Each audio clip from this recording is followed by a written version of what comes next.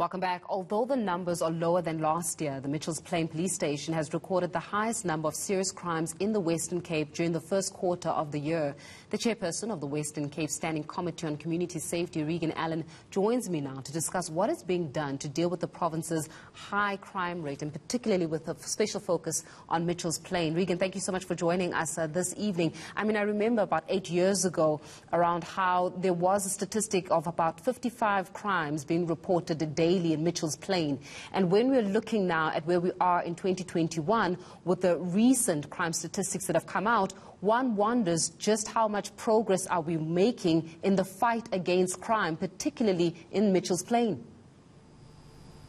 Thank you so much for having me. I'm delighted to be here on a Saturday evening. Faith, if we consider that criminals perceive a lack of consequence due to insufficient SAPS resourcing and mismanagement to a large extent, considering the contract management with regard to the DNA backlog and minimal policing, visible policing, it speaks to a matter that SAPS should be taking crime more serious, not only in Mitchells Plain and the Western Cape, but in the entire country. We must ask ourselves whether the safety needs are not matched with sufficient safety resources. We need to ensure that there is proper record of law and order even being maintained within SAPS itself. Just recently, a parliamentary reply question revealed that close to 800 SAPS members violated the SAPS vehicle usage policy. We also understand that there's social, economic factors that make it worse in the sense of what is happening in Mitchells Plain. We have drugs, we have gangsterism, which is rampant on the Cape Flats, including other parts of our country, and it is fueled by the fact that drug lords and kingpins are not being held accountable. Just recently, I brought to the attention of the South African Police Service that there's one particular drug house that 3 generations visited to buy drugs, from the grandfather to the father and now the son. So there is an entire issue of safety. There's an issue of what SAPS need to do as the lead agency. But we also see that community members are approaching the South African Police Service, wanting to build a trust between communities and the South African Police Service, and definitely more needs to be done. Yeah, well, Reagen, you're speaking about how community members are reporting the crimes much more, but also what's become of particular concern is how when community members start reporting these crimes, they themselves become victim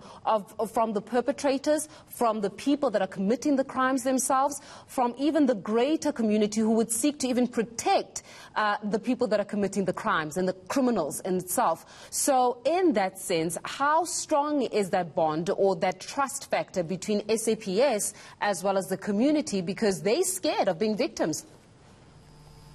If we consider that crime detected as a result of police action is up in Mitchells Plain, which speaks to a large extent that there is work alongside the law enforcement officers and community members giving tip-offs, etc. But in the broader sense of the Western Cape, crime detected as a result of police action is actually down 23%.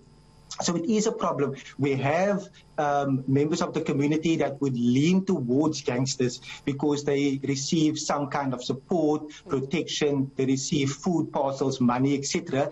But those gangsters, and to the community, those gangsters, it must be stated that they are actually keeping communities trapped because they are taking away from communities and not giving to the communities, because they're enslaving our young people in drugs. They are introducing them to gangsterism at a very young age. And it is very difficult to approach the South African Police Service because you never know if a SAPS member is corrupt and that he has then connections with a gang, and that you will then say, or she would say, that so-and-so then reported the case, which then puts the community at risk. So then how effective has the Western Cape government in particular been in formulating these strategies to actively tackle crime in the Western Cape, and also looking at areas such as Mitchells Plain, for example? Have they been coming to the party as the Western Cape government? We have a number of issues, Faith, and a number of initiatives. If I consider that the two-pronged approach from the Department of Community Safety, which has a violence prevention leg to it, but also a law enforcement. And the law enforcement officers have been permanently deployed to Mitchell's Plain. This is a joint initiative of the City of Cape Town and the province. And these are where law enforcement officers with a mandate to increase visible policing. For example, just last week, 80 arrests for offences ranging from drug dealing to possession of illegal ammunition was recorded. We've also seen how the Western Cape Liquor Authority has been bolstered in its efforts to clear in identifying non-compliant outlets, because clamping down on these illegal outlets and unregulated trade of alcohol will ultimately also assist. We've seen our community members are rallying around neighborhood watches. It's amazing to see, Faith, that in the neighborhood watches, it is predominantly filled with women, and they support the province and the city, and they promote visibility and function as well as the eyes and ears on the ground. They are also accredited by the Department of Community Safety, and they receive training as well as basic resources. 2 weeks ago as well, there was another batch of the Youth Safety Ambassador Program. And this program is in partnership with institutions such as schools, the municipality, NGOs, and other locations around the province in order to see how can we get young people to assist in violence prevention activities. And very quickly, before we let you go, what would it take to eradicate Mitchell's Plain as well as maybe the greater Western Cape of gangsterism? We need the justice system to work. We need South African Police Service to play its role. We need gangsters to be caught. They need to be arrested, prosecuted successfully.